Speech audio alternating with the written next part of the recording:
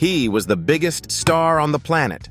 Sold out stadiums, #1 hits, a level of fame that was more like a religion. Then, at the height of his power, Justin Bieber just disappeared. The tours stopped. The constant media frenzy faded to a whisper. But while the world thought he was fading away, he was executing one of the most brilliant financial plays in modern celebrity history, quietly adding over $200 million to his empire. How did he get richer in silence than he ever was in the spotlight? Welcome to Luxe Legends, where fame, fortune, and scandal combine. Section 1. The Great Disappearance. To understand the genius of Justin Bieber's silent empire, you have to remember the noise. From 2015 to 2018, the Purpose era was a global phenomenon. It was a machine that printed money. With a tour that crossed over $250 million, Bieber was everywhere, an inescapable force of pop culture. But behind the scenes, the machine was breaking down. The final 14 dates of the Purpose World Tour were abruptly canceled, citing unforeseen circumstances. This was the first major crack in the flawless pop star facade. In the years that followed, Bieber receded from the public eye in a way we'd never seen from him before. He wasn't chasing hits, he was chasing normalcy. He got married to Hailey Baldwin, settled in Beverly Hills, and posted about his faith and his struggles with mental health. The media narrative shifted from pop god to troubled young man seeking peace. He was diagnosed with Lyme disease, and later, the shocking Ramsay Hunt syndrome, which paralyzed half of his face and forced the cancellation of his Justice World Tour. To the casual observer, it looked like a tragic retreat. An artist plagued by health issues and the pressures of fame, stepping back for good. But what was really happening behind the closed doors of his lavish mansion wasn't a retreat. It was a strategic repositioning. He was trading the chaos of superstardom for the quiet control of a CEO, and the first pillar of his new empire was about to be built on a simple, smiley face. Section 2. The Drew House Empire. While Justin was publicly dealing with his health and personal life, his business mind, alongside his partners, was working overtime. In 2018, the world was introduced to Drew House. The name itself, a reference to his middle name, was a signal. This was personal. The brand's aesthetic was the complete opposite of the flashy, designer-clad pop star image. It was all about corduroy, oversized silhouettes, and a simple yellow smiley face with the word Drew for a mouth. It looked less like a celebrity clothing line and more like a high-end, minimalist skate brand. And that was the genius. Drew House didn't scream Justin Bieber. It whispered an entire lifestyle. The brand launched with a series of mysterious pop-ups and limited online drops, creating insane hype. Items would sell out in minutes. It tapped directly into the Gen Z desire for authenticity, comfort, and low-key luxury. It wasn't about wearing a celebrity's name. It was about being part of a cool, exclusive club. The price point was high enough to feel premium, a hoodie for over $150, but accessible enough for his dedicated fan base. While other stars were slapping their faces on cheap merchandise, Bieber was building a legitimate fashion house with a cult following.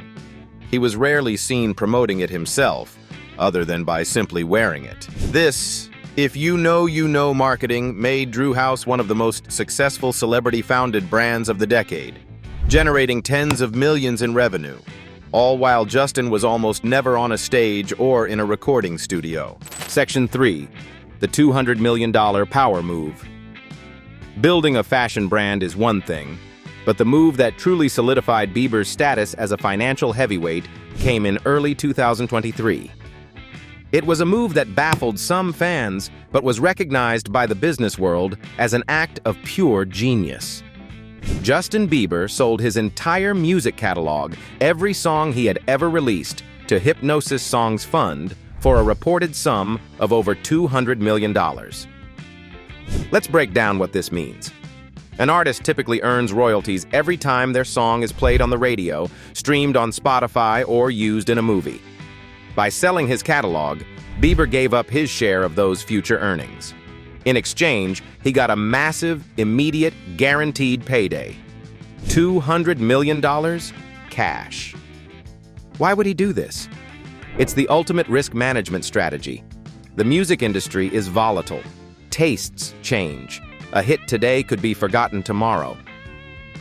By selling, Bieber cashed out at his peak value, eliminating all future uncertainty.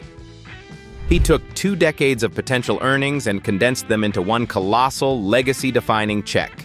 It's a move made by icons like Bob Dylan and Bruce Springsteen, artists securing their financial future for generations. For a 28-year-old to make this deal was unprecedented. It was a declaration. He was no longer just a musician dependent on the next hit song. He was an investor, a mogul, who had just made his company's biggest sale. Section 4, the strategic brand machine. With his fashion empire thriving and a $200 million injection of capital, Bieber didn't need to work, but his brand continued to. This is where the third pillar of his wealth comes in: highly selective, culturally impactful collaborations. He didn't do 100 small-time ads. He did a few massive deals that became pop culture events in their own right. Take his partnership with the Canadian coffee chain Tim Hortons. It wasn't just an ad, it was Timbiebs, a line of custom-flavored donut holes that caused a frenzy across Canada and the US. It was fun, authentic to his Canadian roots, and wildly successful, boosting Tim Hortons' profits significantly. Then there was his iconic work with Calvin Klein. His underwear campaigns alongside Hailey became legendary, cementing them as a power couple and reaffirming his status as a global style icon. He even did a collaboration with the luxury scooter brand Vespa, designing a sleek, all-white model. Each partnership was carefully chosen to align with his evolving brand: cool, premium, and authentic. This is the difference between a celebrity endorser and a brand visionary. He wasn't just borrowing a brand's credibility, he was lending them his. And for that, he was paid millions, further diversifying his income far beyond the music that made him famous. Section 5. The new blueprint for fame. How did Justin Bieber make $200 million while disappearing? He didn't disappear. He evolved. He traded the grueling 24/7 job of being a touring pop superstar for the much smarter, more lucrative role of a brand architect. He realized his name and his image were assets that could be leveraged in ways that didn't require him to burn out on the road. First, he built a self-sustaining business in Drew House, a company that generates wealth independently of his music career. Second, he made the ultimate power move by cashing in his musical past for a guaranteed $200 million future, insulating himself from the risks of the industry. And third, he used his immense cultural capital to engage in strategic, high-value partnerships that were more than just commercials. They were cultural moments. He mastered the art of being famous without having to perform the labor of fame every single day. He created a new blueprint where celebrity is not the job, but the foundation for a diversified business empire. Justin Bieber isn't just a pop star who got rich. He is a case study in modern wealth, proving that sometimes the most powerful move you can make is to step out of the spotlight and into the boardroom. The world of celebrity is filled with fortunes won and lost, but some legends play the game on a whole different level. What do you think of Bieber's business strategy? Let us know in the comments below. Don't forget to like this video and subscribe to Luxe Legends, where fame, fortune, and controversy collide.